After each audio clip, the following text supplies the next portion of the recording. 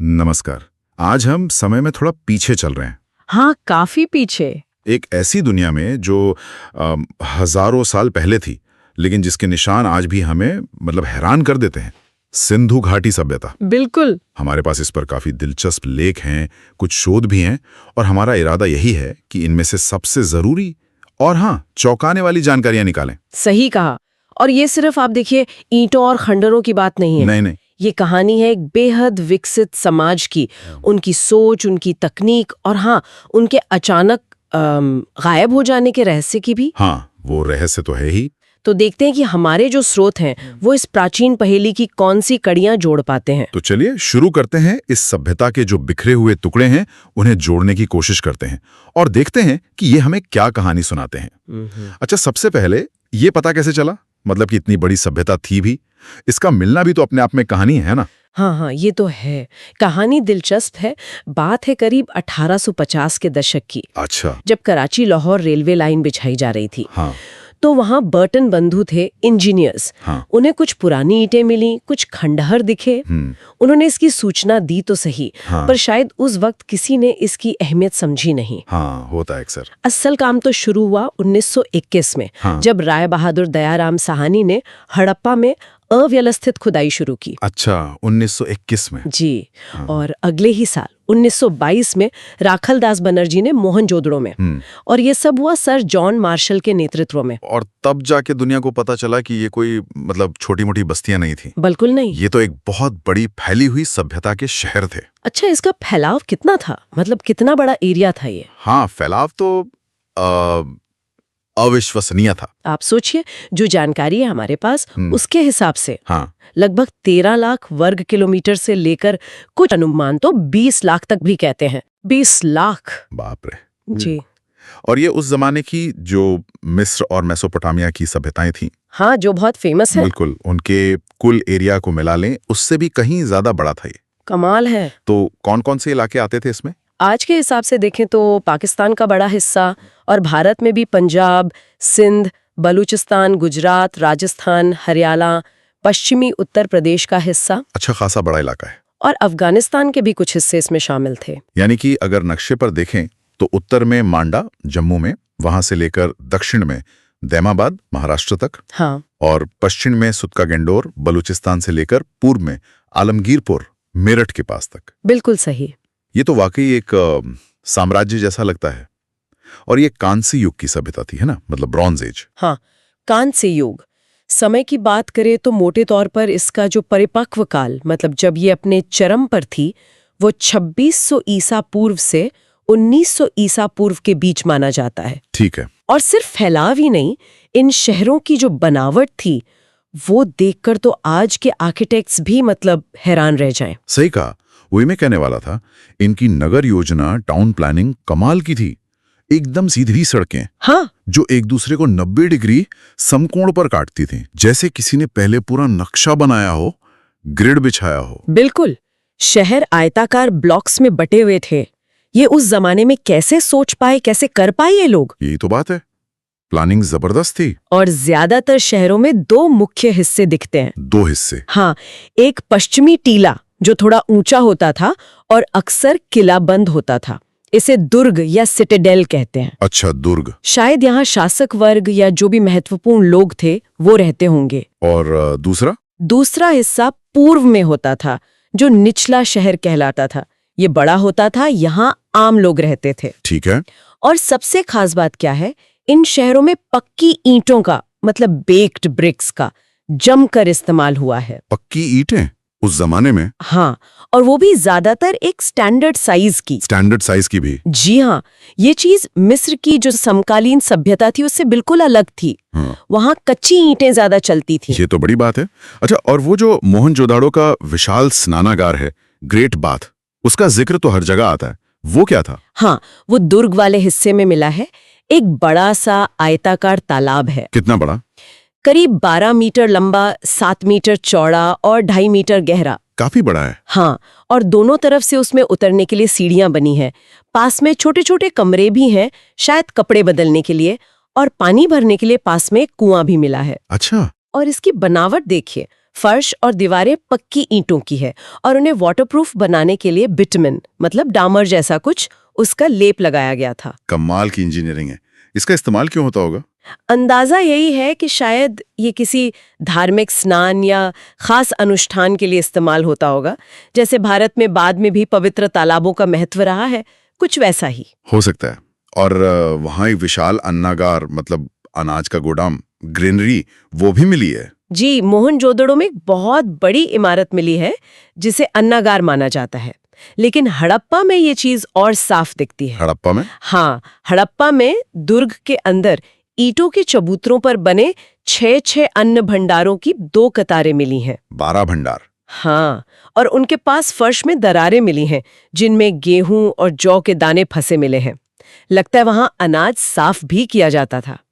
तो ये दिखाता है कि अनाज इकट्ठा करना, उसका भंडारण करना, ये सब बड़े व्यवस्थित तरीके से होता था। और पास में ही मजदूरों के रहने के लिए बैरक जैसे घर भी मिले हैं। यानी एक पूरी ऑर्गेनाइज्ड व्यवस्था थी। बिल्कुल, एक संगठित व्यवस्था की तरफ इशारा करता है ये सब। और पानी की निकासी का सिस्टम, ड्रेनेज सिस्टम, वो तो कहते हैं आज के जमाने को भी मात देता है। सही बात है, सफाई का ध्यान बहुत ज्यादा रखा गया था। आज भी कई शहरों में वैसा इंतजाम देखने को नहीं मिलता जैसा वहां था। हर घर में अपना स्नानागार, बाथरूम। हाँ, ज्यादातर घरों में स्नानागार और आंगन होता था। और घर से पानी निकालने के लिए नालियां बनी थी जो बाहर सड़क की मुख्य नाली से जुड़ती थी। और वो नालियां भी ढकी हुई थी। हाँ, सबसे बड़ी बात वो ढकी हुई होती थी ताकि गंदगी ना फैले। और उनमें सफाई के लिए बीच बीच में मैनहोल जैसे छेद भी थे, पत्थर या ईंटों से ढके हुए। कमाल है। कालीबंगा जैसे शहरों में तो कई घरों में अपने कुएं की मिले हैं। अपना कुआं? जी। और अगर जल प्रबंधन, वाटर मैनेजमेंट की बात करें तो धोलावीरा का नाम लेना पड़ेगा जो गुजरात में है। धोलावीरा, हाँ, वहाँ क्या खास है? वहाँ पानी सहेजने की, वाटर हार्वेस्टिंग की कमाल की तकनीक देखने को मिलती है। बड़े बड़े जलाशय यानी रिजर्वॉयर मिले हैं, बावड़ियां मिली हैं, मोहनजोदड़ो के ग्रेट बाथ से भी बड़े। अच्छा। शायद सूखे के समय या पानी की कमी के दौरान इनका इस्तेमाल होता होगा। और धोलावीरा का नगर नियोजन भी थोड़ा अलग है। वहाँ शहर 3 हिस्सों में बटा था, दुर्ग, मध्य नगर और निचला नगर। 3 हिस्सों में? ये भी अलग है। हाँ। और लोथल, वहां तो बंदरगाह मिला है ना, डॉकयार्ड। बिल्कुल, लोथल जो गुजरात में ही है, वहां एक बड़ा सा ईंटों का ढांचा मिला है जिसे गोदीवाड़ा या बंदरगाह माना जाता है। ये सीधे सीधे समुद्री व्यापार का बहुत बड़ा सबूत है। तो मतलब ये लोग समुद्र के रास्ते भी व्यापार करते थे? जाहिर है। और कालीबंगा, राजस्थान में, वहां से जुते हुए खेत के निशान मिले हैं। जूते हुए खेत? हाँ, हल से जुताई के निशान जो दुनिया के सबसे पुराने प्रमाणों में से एक माने जाते हैं। कमाल है। और वहीं से अग्नि वेदिकाएं या फायर ऑल्टर्स भी मिले हैं। अग्नि वेदिकाएं? तो क्या यज्ञ वगैरह भी होते थे? ये एक सवाल है। लोथल से भी मिली हैं, शायद कोई धार्मिक अनुष्ठान होता हो अग्नि से जुड़ा हुआ।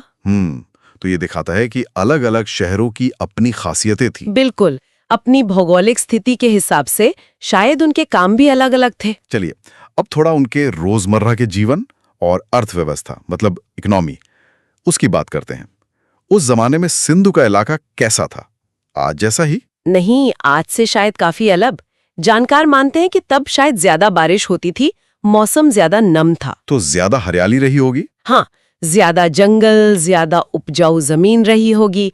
खेती उनका मुख्य आधार था। क्या उगाते थे? गेहूं और जौ तो मुख्य फसलें थी ही, इसके अलावा राई, मटर, तिल, सरसों, ज्वार जैसी फसलें भी उगाते थे। और कपास, उसका जिक्र बहुत आता है। हाँ, कपास का तो बहुत महत्व है। माना जाता है कि दुनिया में सबसे पहले कपास यहीं उगाया गया। सबसे पहले? जी, और शायद इसी वजह से यूनानी लोग इस इलाके को सिंडन कहने लगे, जो शायद सिंधु शब्द से ही निकला है। अच्छा, सिंडन? बनावली जो हरियाणा में है, वहां से अच्छी किस्म के जौ के दाने मिले हैं। तो खेती तो काफी उन्नत थी। हाँ, इसके साथ पशुपालन भी जरूरी रहा होगा। निश्चित रूप से कृषि के साथ साथ पशुपालन भी बहुत महत्वपूर्ण था। बैल, गाय, भैंस, भेड़, बकरी, सुअर, ये सब पाले जाते थे। बैलगाड़ी का इस्तेमाल होता था? हाँ, बैलगाड़ी के मिट्टी के खिलौने मिले हैं, मुहरों पर भी बैल बने हैं। तो लगता है ढुलाई वगैरह के लिए बैलों का इस्तेमाल होता था। हाथी और गेंडे? उनसे ये लोग परिचित थे, उनकी आकृतियां मुहरों पर मिलती हैं। लेकिन घोड़े की बात करें तो? हाँ, घोड़े का क्या स्टेटस था? घोड़े के पक्के सबूत बहुत कम हैं। कुछ जगहों जैसे मोहनजोदाड़ो, लोथल, सुरकोटदा से घोड़े की हड्डियां या मूर्तियां मिलने का दावा किया गया है, पर वो थोड़े संदिग्ध हैं या बाद के समय के लगते हैं। तो मतलब हॉर्स सेंट्रिक सिविलाइजेशन नहीं थी ये? नहीं, ऐसा ही लगता है। ये सभ्यता घोड़ों पर उतनी निर्भर नहीं थी जैसे कि शायद बाद की कुछ और सभ्यताएं थीं।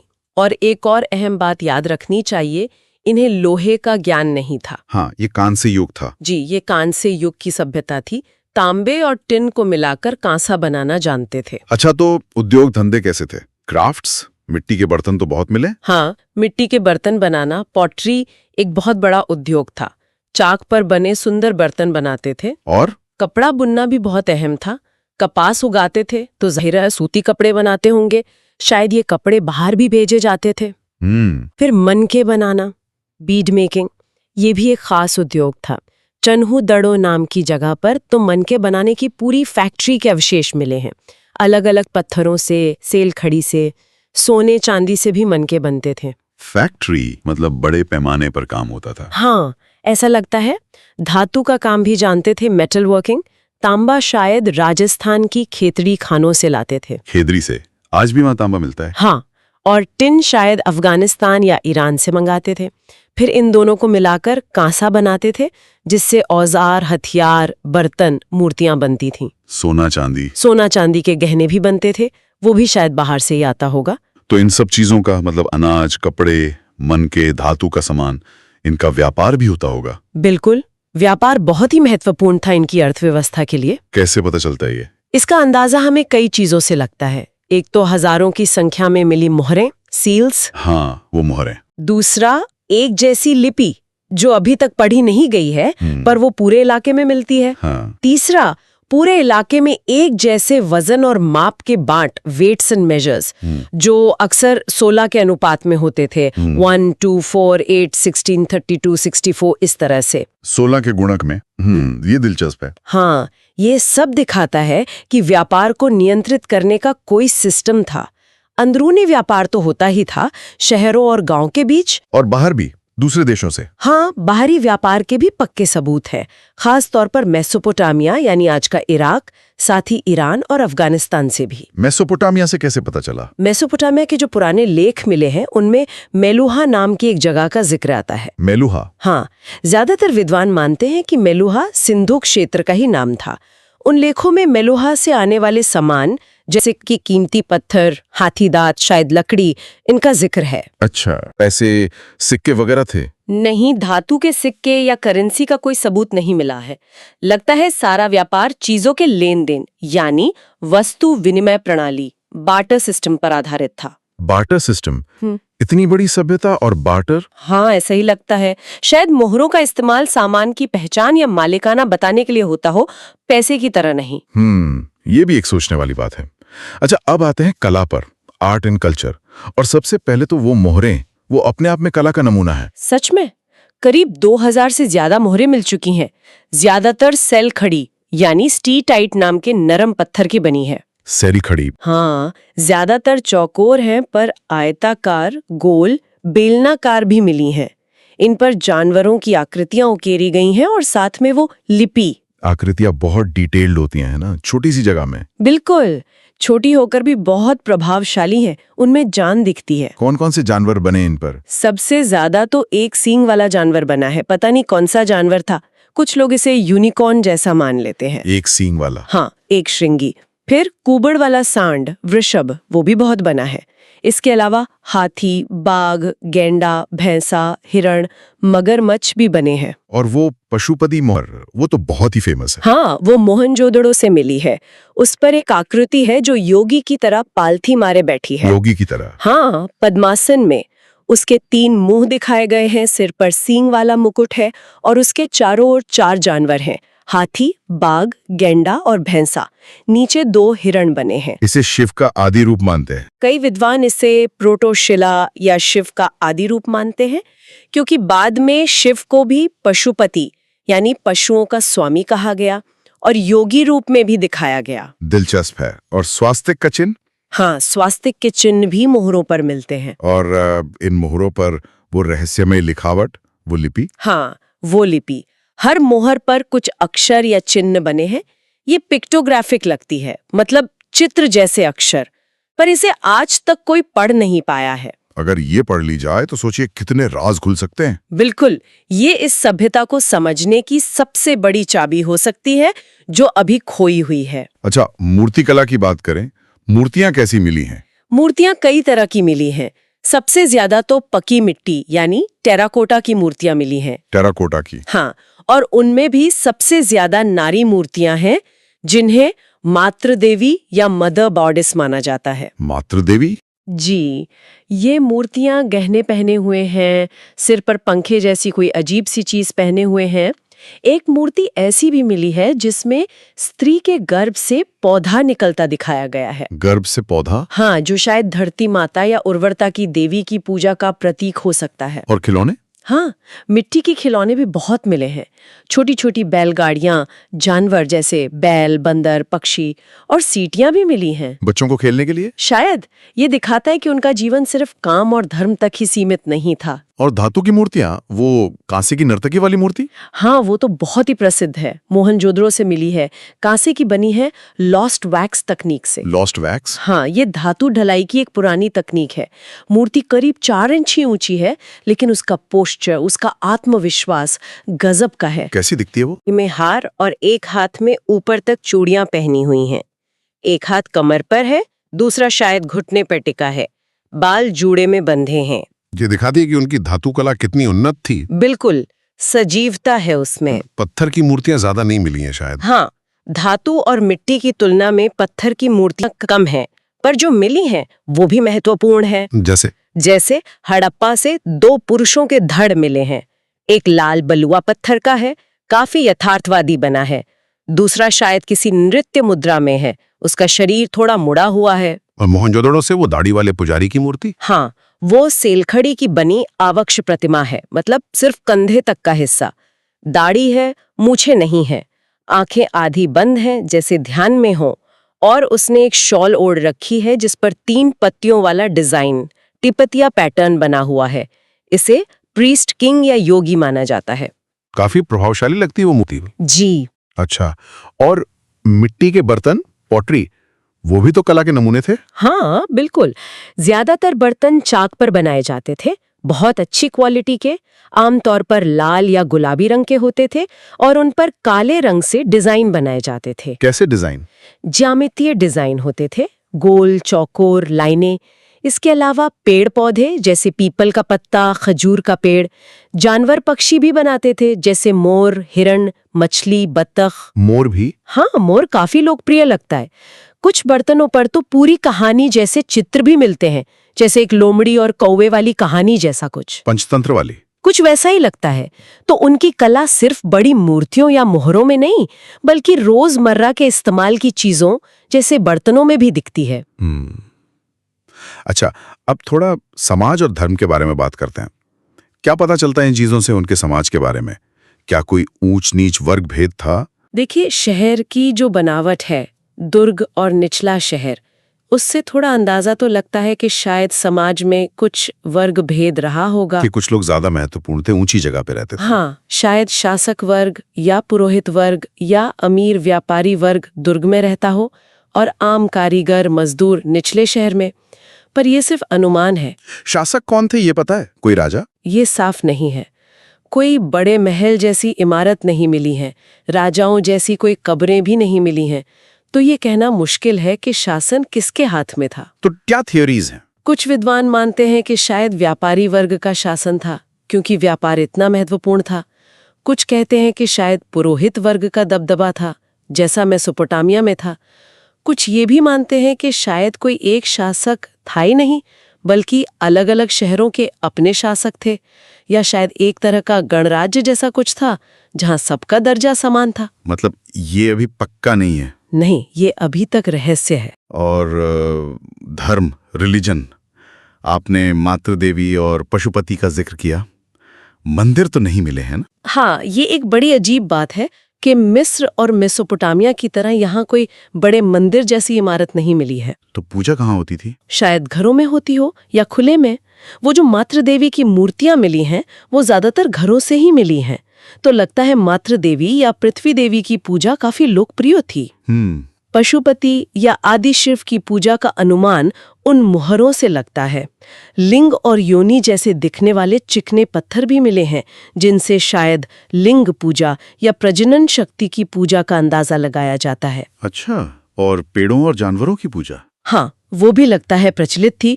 मुहरों पर पीपल के पेड़ का अंकन बहुत मिलता है।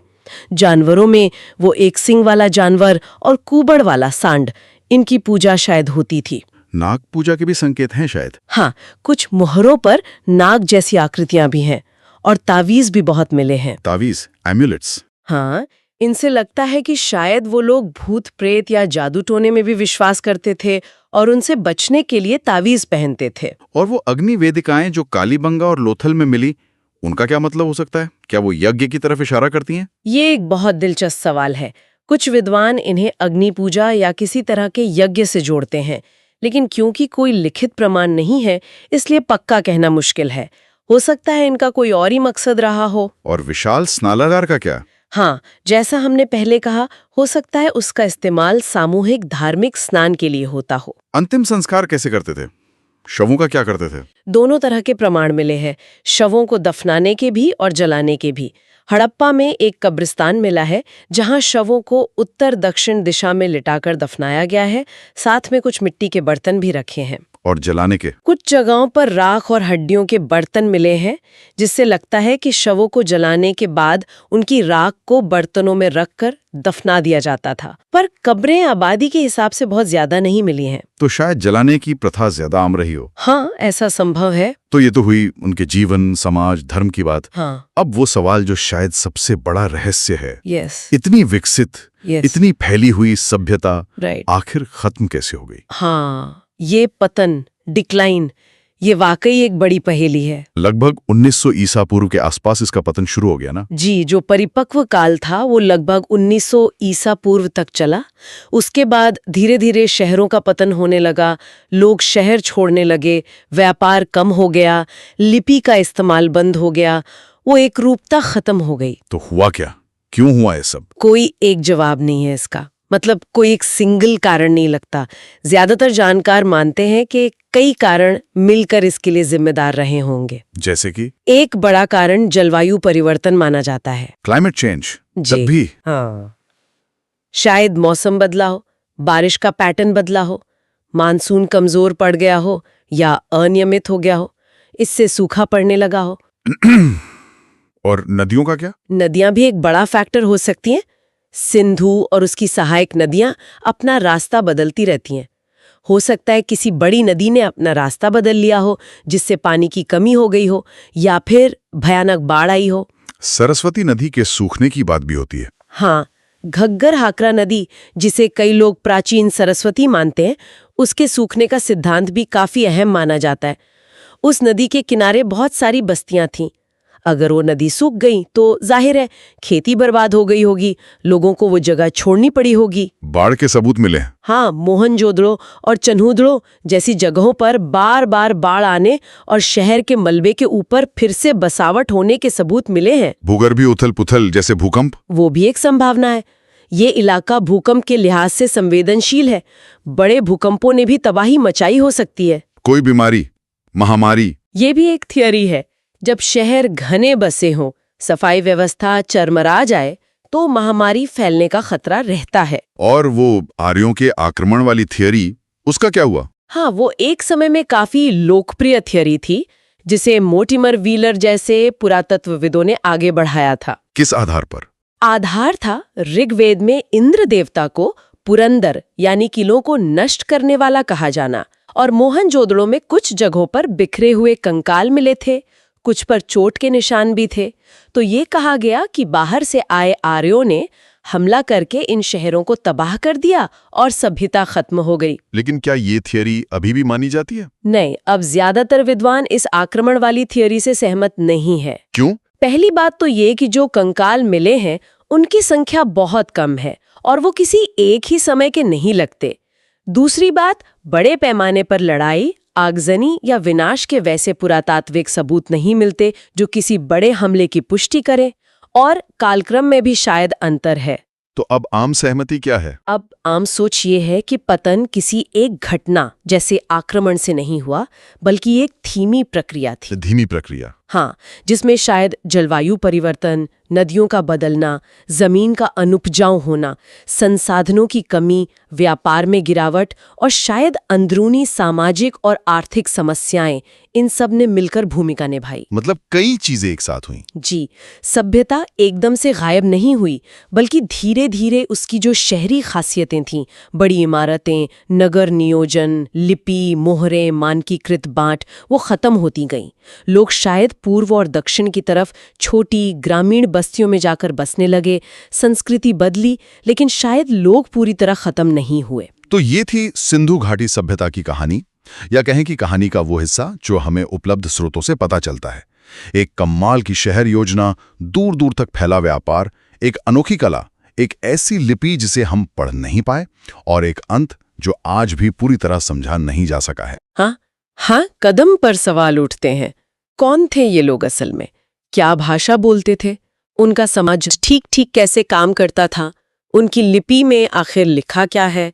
धर्म की पूरी तस्वीर क्या थी? बहुत सारे सवाल हैं। और जाते जाते एक विचार और छोड़ जाते हैं श्रोताओं के लिए। हाँ, हाल की कुछ जेनेटिक स्टडीज हुई हैं, जैसे हरियाणा के राखीगढ़ी में मिले कंकालों के डीएनए का विश्लेषण किया गया। हाँ, वो काफी चर्चा में रही हैं। और उनसे जो पता चला है वो पुरानी आर्य आक्रमण जैसी धारणाओं को और कमजोर करता है। क्या पता चला है? उसमें दिखता है कि सिंधु घाटी के लोगों के डीएनए में मुख्य रूप से दो प्राचीन आबादियों का मिश्रण था। एक तो स्थानीय दक्षिण एशियाई शिकारी संग्राहक और दूसरे प्राचीन ईरानी किसान या चरवाहे। अच्छा। लेकिन मध्य एशिया के स्टेपीज के लोगों का जेनेटिक निशान, जिसे बाद के आर्यों के आगमन से जोड़ा जाता है, वो उस समय के सिंधु घाटी के कंकालों में लगभग नहीं मिलता। ये तो बड़ी बात है। हाँ, तो ये एक ज्यादा जटिल तस्वीर पेश करता है। ये दिखाता है कि आबादी का मिश्रण और प्रवास शायद पहले से हो रहा था, और आर्य आक्रमण वाली थ्योरी शायद उतनी सीधी नहीं है। बिल्कुल, ये आनुवंशिक अध्ययन नए रास्ते खोल रहे हैं। तो सवाल ये उठता है कि भविष्य में अगर लिपि पढ़ ली जाती है, या और नई पुरातात्विक खोजें होती हैं, या जेनेटिक स्टडीज से और नतीजे आते हैं, तो इन लोगों की असली पहचान, उनकी जड़ें कहाँ थीं, और उनकी विरासत आज हम में कितनी है, इसके बारे में हमें और क्या चौंकाने वाली बातें पता चल सकती हैं। सोचने के लिए वाकई बहुत कुछ है। हाँ, इतिहास हमेशा हमें चौंकाता रहता है। बिल्कुल। तो अगली बार फिर मिलेंगे किसी और विषय की ऐसी ही गहरी पड़ताल के साथ। तब तक सोचते रहिए।